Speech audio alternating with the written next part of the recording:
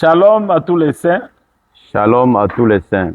Kimia na nzambe za na bino bipai biso bozali na kombo na kolo na biso Yesu Kristo. Que la paix du Seigneur soit avec vous de partout où vous êtes au nom du Seigneur Jésus. Kimia yango eza évangile. Cette paix est l'évangile. Et soki toko retenir l'évangile tel que batoma bateyaki. Et si nous retenons cet évangile tel qu'a prêché les apôtres, sans plus tarder, nous prenons notre écriture. Toujours dans émission na biso comme dans toutes les églises des saints. Nous sommes toujours dans notre émission comme dans toutes les assemblées des saints. Lokola na mangomba nyoso ya basantu. Comme dans toutes les églises des saints. C'est là où nous nous sommes tenus devant vous. La manière de servir les dieux du pays. Dans notre thème, le lenge ya kosalela mokonzi na mboka. Et kosalela nzambe ya ekolo na lolenge malamu ezali pe ko respecter interprétation. Servir les dieux du pays, c'est aussi respecter l'interprétation. Parce que l'interprétation particulière nzambe azo condamné yango.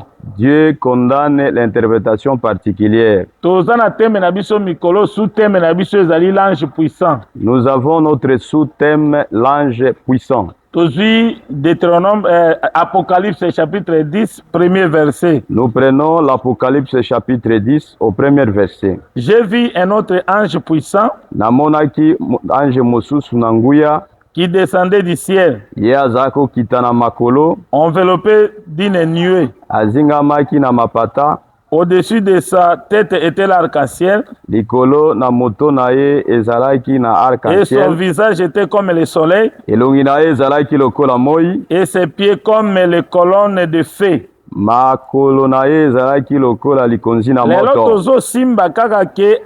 Enveloppé na nuée. Aujourd'hui, nous tenons seulement là où c'est écrit, elle était enveloppée de nuée. La fois passée, l'autre fois, nous avons parlé, son visage était comme le soleil. Le soleil veut dire tout simplement qu'il est le Père.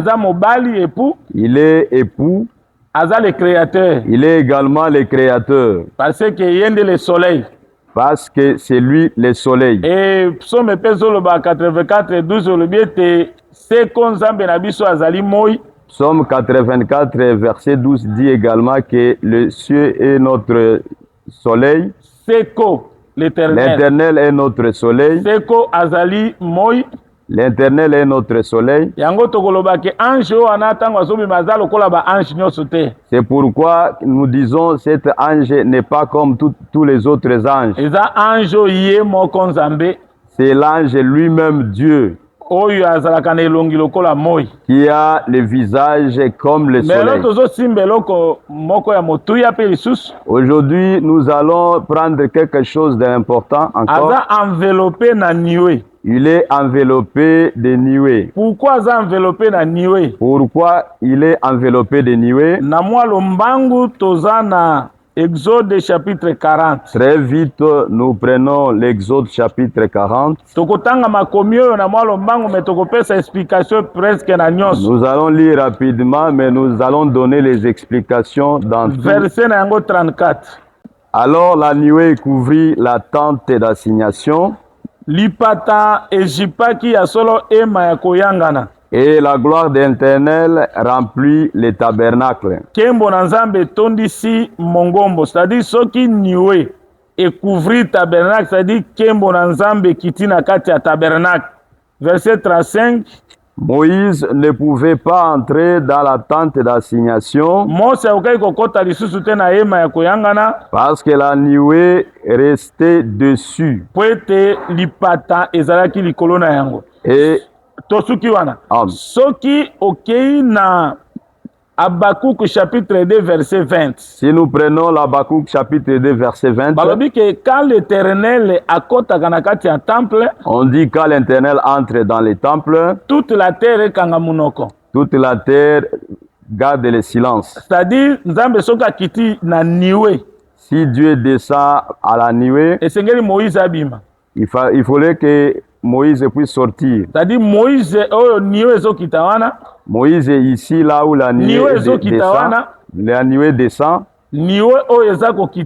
La nuée qui descend, c'est Dieu lui-même. C'est aussi même un témoignage à 2 Rois chapitre 8 verset 10 à 11. Mais même si nous prenons le témoignage de 2 Rois chapitre 8 et 11 rapidement. 10 à 11.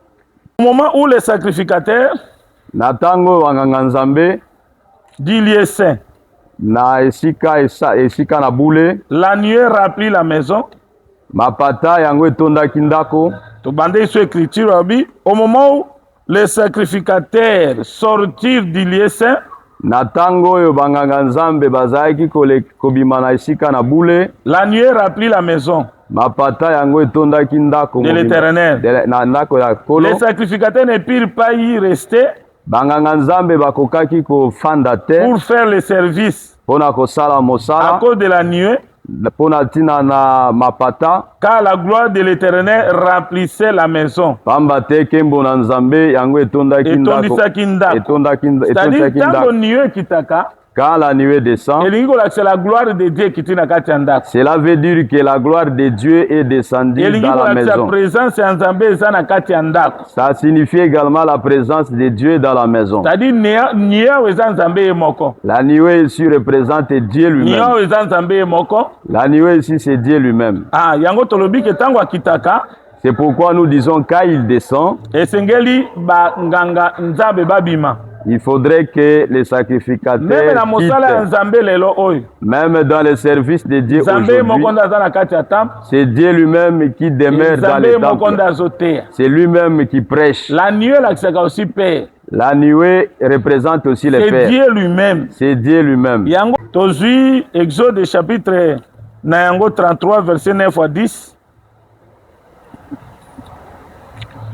Verset 9 à 10. Lorsque Moïse était entré dans la tente, la colonne de nuée descendait et s'arrêtait à l'entrée de la terre. Et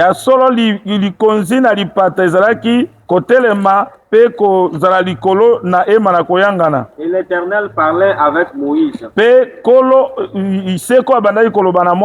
Tout le peuple voyait la colonne de nuée qui s'arrêtait à l'entrée de la tente. Tout le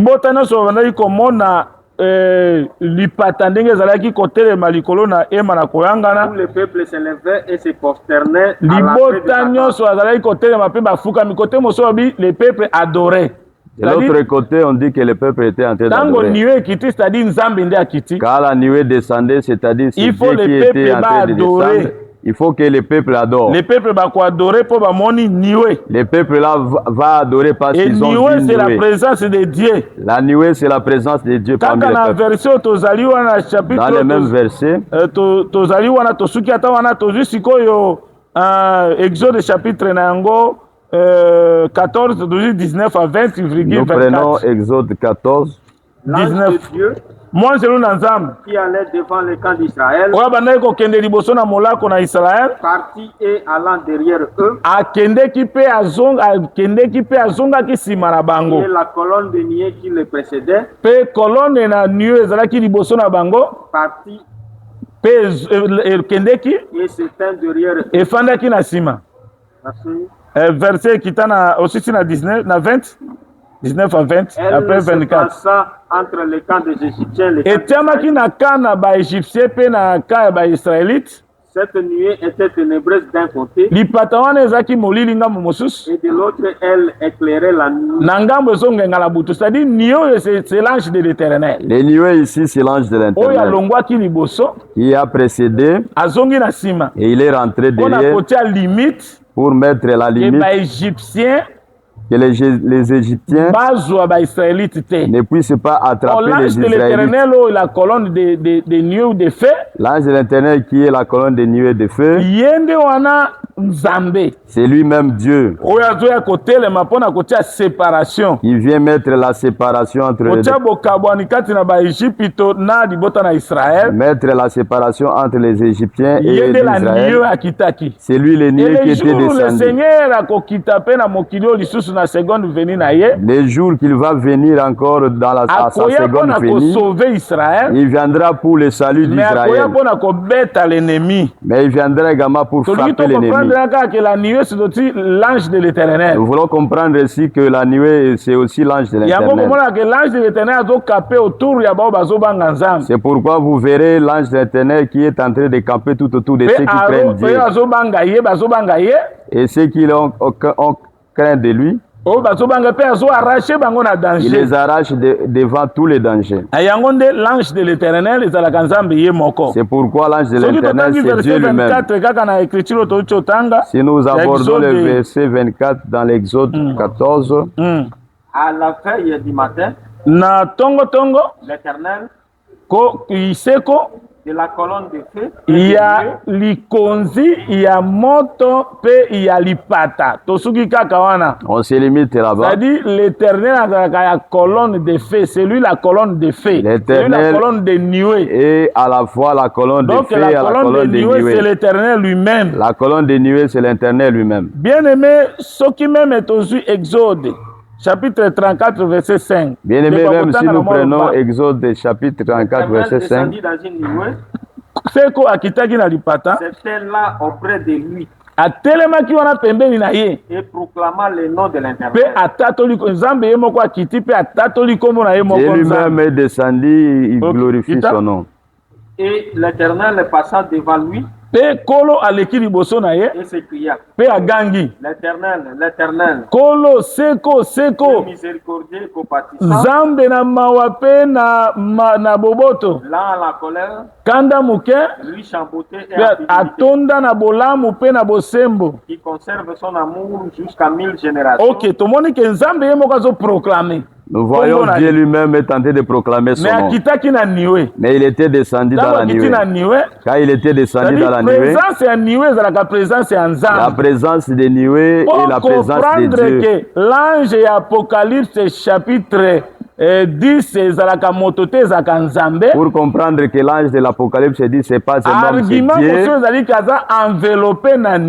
Et notre argument c'est qu'il est enveloppé de nuées. Il est enveloppé de nuées. Car si la nuée est descendue, tous les sacrificateurs doivent sortir pour que Dieu lui-même est descendu pour travailler. La nuée signifie la présence de Dieu. Verset 26 à 27. Deutéronome 33, 26 à 27. Nul n'est semblable au Dieu d'Israël. Mon côté à Kokani Nanzambe na Israël. Il est porté sur le ciel pour venir à ton aide. Auti na makolopo na koyela ona lisungi. Il est avec majesté pour porter sur le nuée. Ayei na bokula kanaye na bokonzi na epona komema yo na lipata. Le Dieu d'éternité. Nzamba yaka sekuru na lipata pona ko sauver. Dieu vient au secours de la nuée pour sauver. Quand il descend avec la nuée, sauver. Il vient pour sauver. C'est-à-dire si la nuée descend, on comprend directement que c'est Dieu lui-même. L'ange là qui est enveloppé de nuée, c'est Dieu lui-même. Représente Dieu lui-même. C'est Dieu lui-même. Ce n'est pas une autre personne, c'est Dieu lui-même. Voilà pourquoi il a dit dans la nuée, chapitre 17. Dans Matthieu chapitre 17. 17. Verset même verset 5. Verset 5. Matthieu 17, verset 5. Tango azalaki koloba, une nuée lumineuse les couvrit. Il y a solo lipata moko ya kongenga ejipi bango ejipi Moïse Eli na Yesu na kati. Et voici une voix fit attendre de la nuée ces paroles. Tala mongongo moko yokami na lipata na maloba oyo. Celui-ci est mon fils bien. Oyo azali mwana na ngai ya bolingo. À qui j'ai mis toute mon affection. Na kati na ye na tie bolingo nyonso. C'est-à-dire que la nuée c'est le père. C'est-à-dire que la nuée représente le père ici. Tango azoloba na kati ya nuée nezo bimisa mongongo. Quand il parle dans la nuée, c'est la nuée qui fait sortir la voix. Le père na kati ya nuée ndazoloba. Le père dans la nuée, c'est lui qui parle. Comme si ko père. La nuée devient le père. L'ange Apocalypse chapitre 10. C'est-à-dire l'ange de l'Apocalypse chapitre 10. C'est notre Père. C'est le Seigneur Jésus. Il est le Seigneur Jésus. Azan Zambé. Il est Dieu. Je sais que cet ange, sa mission sera après l'enlèvement. Beaucoup plus dans la bataille d'Armageddon. Quand il va venir descendre, quand il descendra pour sauver, on dira pourquoi il est venu. Jésus-Christ, quand il va venir, il viendra par la nuée. Matthieu chapitre 24, verset 30. Nous prenons Matthieu 24, verset 30. Alors le signe du Fils de l'homme paraîtra dans le ciel. Toutes les tribus de la terre se lamenteront. Et elles verront le Fils de l'homme venant sur les nuées du ciel avec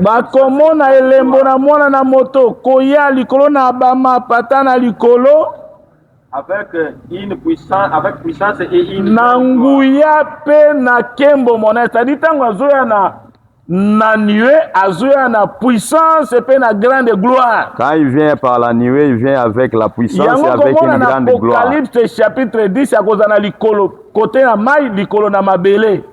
Vous verrez dans l'Apocalypse 10, il sera d'un côté dans l'eau, un pied dans l'eau et l'autre pied sur la terre. Tout ça, c'est par rapport à la bataille d'Armageddon.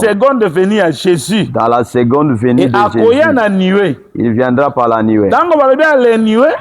Quand on dit les nuées, c'est toujours la nuée parce que Nzamba a multitude. C'est toujours la nuée parce que Dieu parle en multitude. Il a beaucoup de attributions. Il vient avec sa grande gloire. Chapitre 21, 27, les autres disent par rapport à la nuée. Luc 21, chapitre 27, parle par rapport à une nuée. Alors on verra le Fils de l'homme venant sur une nuée avec puissance et une grande gloire. Celui l'ange Apocalypse 10. Yende mwanje Apocalypse 10. Frapper la bête et les faux prophètes. Quand il viendra pour frapper la bête et les faux prophètes. Le samedi prochain, vous allez toujours na chaîne na bino. Et restez toujours branchés dans votre chaîne le samedi prochain. Pour suivre un pied dans l'eau et un autre pied dans la terre. Il viendra avec la grande gloire parce qu'il vient avec la nuée. Ce n'est pas une autre personne, c'est Dieu lui-même. C'est Dieu lui-même. Quand il était venu dans le monde, il s'est humilié en dessous des anges. Mais quand il va monter, il monte avec la gloire du Père. Écoute ce qu'a dit Hébreu chapitre 2. Dans Hébreu chapitre 2.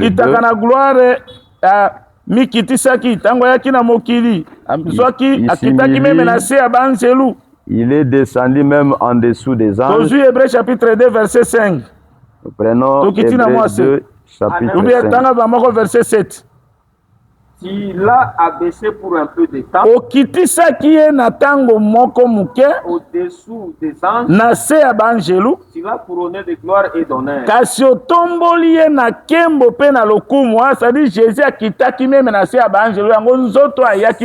C'est-à-dire Jésus était abaissé en dessous des anges. Le corps qu'il a pris, c'était pour qu'il puisse passer par rapport à la mort. Ok, tu quittes là, c'est? Descendons. Toutes choses sous ses pieds. En effet, en lui soumettant toutes choses, Dieu n'a rien laissé qui cependant nous ne voyons pas encore maintenant. Toutes choses lui sont soumises. Les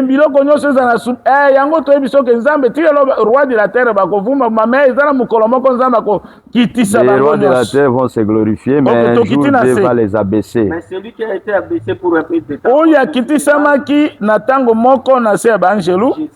Jésus, nous les voyons couronnés de gloire et d'honneur à cause de la mort qu'il a souffert, afin que par la grâce de Dieu, il souffrit la mort pour tous.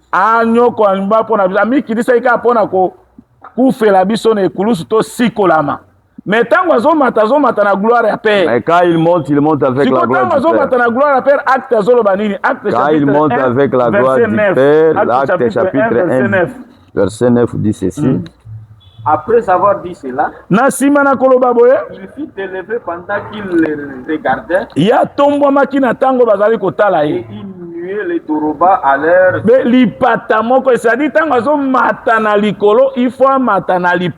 Quand il monte au-dessus, il faut qu'il puisse monter avec la nuée. Il marche dans la nuée, c'est-à-dire la nuée l'a dérobé et il rentre dans la gloire du Père. Et le jour où il viendra, il viendra avec la nuée. C'est lui le Père. Ça veut dire que c'est lui le Père. Seigneur Jésus. C'est lui le Seigneur Jésus. C'est lui le Fils de l'homme. C'est lui le Fils de l'homme. Il est venu non pas pour mourir, mais pour juger. Et jugement la grâce en Israël. Et ce jugement, il fera la grâce en Israël. Mais la bête et les faux prophètes. Mais il frappera la bête et les faux prophètes. Que l'Éternel vous bénisse partout où vous êtes. Si nous prenons pour nous confirmer qu'il viendra avec la nuée, nous prenons l'Apocalypse chapitre 1, verset 7. Voici. Il vient avec les nuées. Azali koya na mapata. Et tout élèvera. Tout élèvera. Koya oyeza enlèvement te. Cette venue c'est pas pour la tout élèvera ezali tanga koya na seconde venue. Ici tout élèvera c'est quand il viendra à la seconde venue. Pour frapper les nations. Pour frapper les nations. Mais pour sauver Israël peuple naïe. Mais pour sauver Israël qui est son peuple descendant. Même ceux qui l'ont percé, et toutes les tribus de la terre se lamenteront à cause de lui.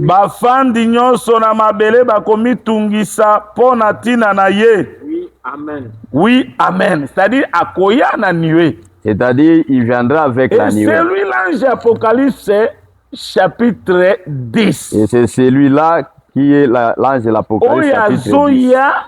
Il vient, il vient avec la gloire du Père et sa plus grande gloire, comme l'ange puissant, comme ange Nanguya,